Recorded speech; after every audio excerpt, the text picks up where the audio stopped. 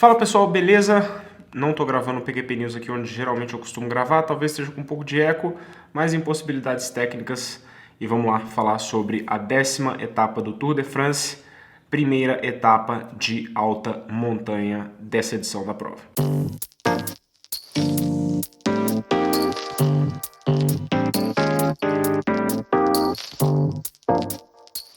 Então tivemos hoje a etapa entre Annecy e o Le Grand Bornand, que foi, se eu não me engano, o percurso que o L'Étape du Tour, que é a prova amadora, faz. Tive alguns amigos aqui de Brasília que foram participar do L'Étape du Tour, 15 mil ciclistas participando. Se você não conhece o que é, pesquise. O L'Étape du Tour, eles escolhem uma das etapas do Tour de France, geralmente uma das mais difíceis, e fazem uma prova amadora, onde os ciclistas passam geralmente uma semana antes de quando os amadores vão passar. Então os ciclistas passaram na semana passada e fizeram esse percurso aqui de Annecy. E Annecy, inclusive, é onde é a fábrica da Mavic e é uma das cidades mais bonitas que eu já conhecia, bem interessante. E também foi aonde apareceu o primeiro Carrefour. Bom, curiosidades à parte, hoje foram 5 montanhas categorizadas. Uma de categoria 4, que era curtinha, 1,5 km a 5,6% de inclinação, terminando no quilômetro 19. Essas quilometragens que eu vou falar agora são sempre onde a montanha terminava, tá? Não onde ela começava. Uma montanha de categoria 1, que era a Le Col de la Croix Fray, ou Fray, sei lá como é que se fala, 11,3 km a 7% de inclinação média, com 43 km. Uma montanha sem categoria, que é a HC, inclusive ela tinha um trecho de estrada de chão, eram 6 km a 11,2 de inclinação média, ela terminava com 68,5 km.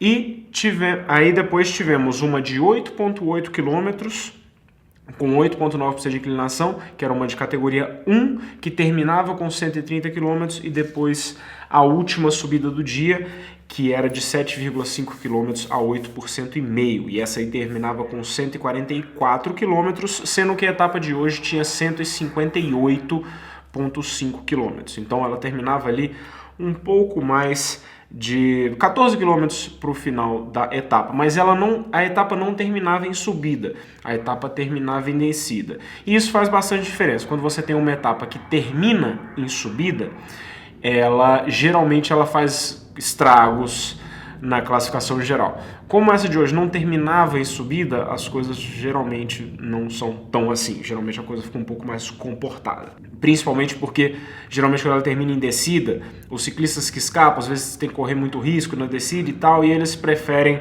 deixar para decidir na subida mesmo.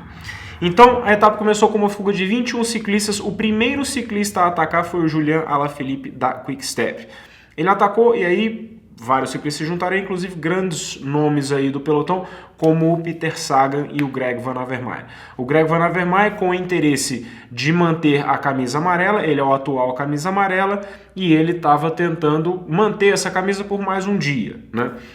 O Sagan já estava interessado nos pontos verdes que foram disputados no pé da primeira montanha do dia, primeira montanha de categoria 1, né? Assim que passou, eles estavam ali a 3 minutos do pelotão mais ou menos. Quando começou a subida, o Sagan já começou a sobrar e depois ele voltou para o pelotão. O pelotão foi chegar nele mesmo depois da montanha HC. No Col de Gliers, o Alaphilippe tentou mais uma vez escapar, já na parte de estrada de chão. O Chris Froome teve problemas mecânicos, ele teve um furo de pneu e ele precisou parar 2 vezes para fazer um ajuste na bicicleta. Não sei se estava com problema na roda, alguma coisa assim, mas ele conseguiu voltar para o pelotão sem grandes problemas. A fuga abriu 7 minutos para o pelotão e ela estava nesse momento, ela tinha começado com 21, mas ela estava com 18 ciclistas só no começo da montanha chamada Col de la Ronde, que era a penúltima montanha do dia, faltando 50 km para o final, eles aí com essa vantagem de 7 minutos. Já estava começando a se desenhar uma possível vitória da fuga. A dúvida era se o Greg Van Avermaet ia conseguir se manter escapado. Ele é um ciclista bastante versátil, mas ele não é um escalador puro. Então, para ele se manter junto com a fuga ou fazer com que o pelotão não pegasse ele, é um pouco mais difícil. O ciclista chamado Calmagiani deu uma acelerada no passo, no Col de la Home e começou a sobrar gente. Por incrível que pareça, o Greg Van Avermaet foi um dos que conseguiu ir com ele, junto com o Taramay, o Alaphilippe, enfim, foi um grupo ali junto com ele.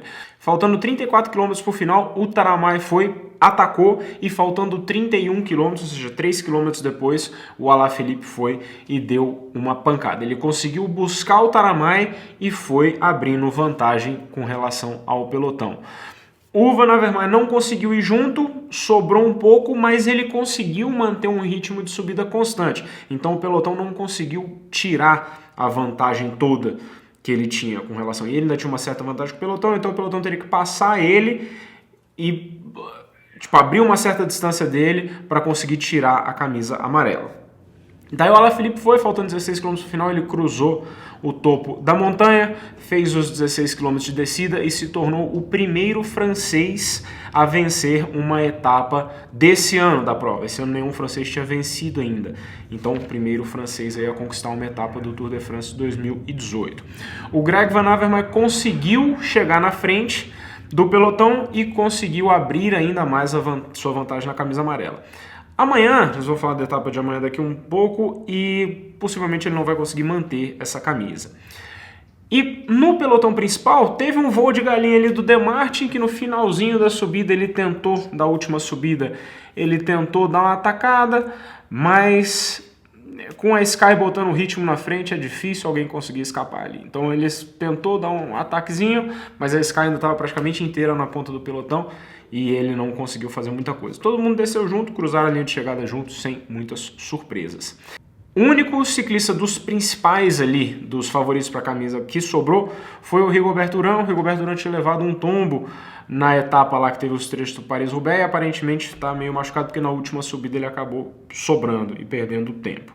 Mas os favoritos cruzaram a linha de chegada todos juntos. Etapa de amanhã, possivelmente o Avermaet vai dar tchau para a camisa dele, porque amanhã vai ser uma etapa curta e grossa. Vão ser 108 quilômetros com 4 montanhas categorizadas.